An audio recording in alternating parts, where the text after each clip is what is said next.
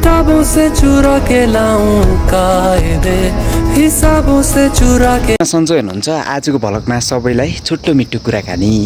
हिमाल हेर्नको लागि पनि हामी यति हिँड्यो होइन, लगभग 1.5 घन्टाको बाटो हेर्ने हो हिमाल।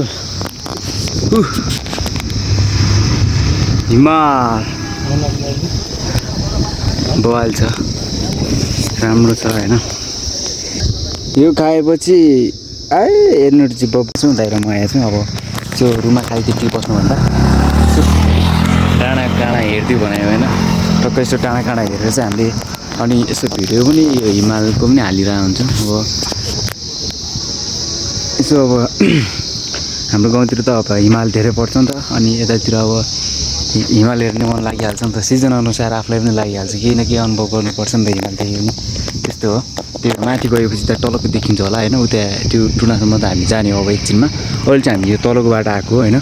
तलको बाटो आउँदाखेरि चाहिँ अनि त्यहाँ बिजोक भयो के अहिले चाहिँ हामी अब फोटा खिच्ने ठाउँमा जाँदैछौँ। अलि माथि गएपछि हिमाल चाहिँ कस्तो आउँछ भनेर जाँदै हो खास गरी होइन। जाने फोटासोटा खिच्ने भिडियो बनाउने त्यही हो आजको यसरी। अब हामी चाहिँ निस्किनु लागेको चाहिँ अब होइन, अब हिमाल पनि हेरियो नि त।